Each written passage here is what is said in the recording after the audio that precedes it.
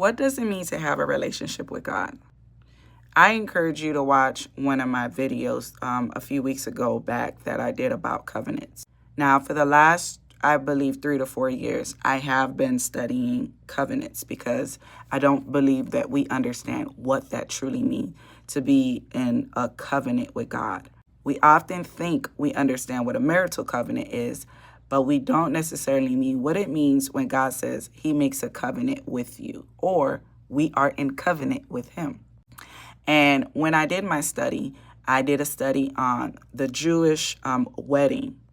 And in order to understand a covenant, right, our covenant with God mimics the marital covenant that happened in a traditional Jewish wedding.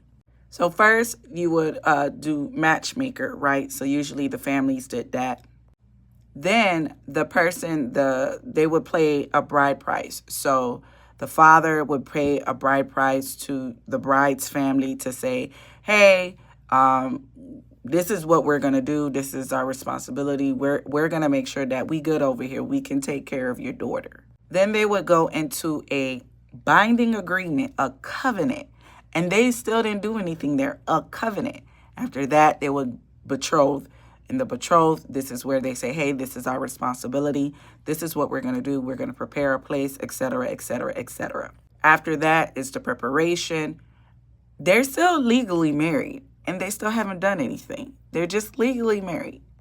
Usually, however months, sometimes it's like 6 months to a year. After that is when they actually have the true celebration. The part that we forget is the betrothed, right? And that's the place that we are in as believers of Jesus Christ, because we don't get consummated until the coming of our Lord. But when you're legally married to someone, that means you don't play about each other. That means there's no hanky-panky. That means that there's no extra people. That means that you're not going out to extra people, or you're not allowing extra people to come in.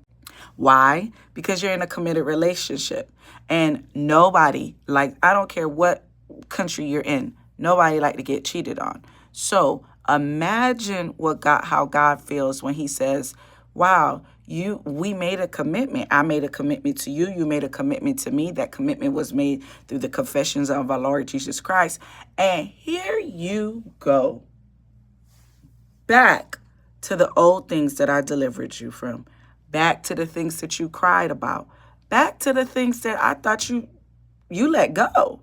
This is a little bit fast forward, but this is what a relationship is.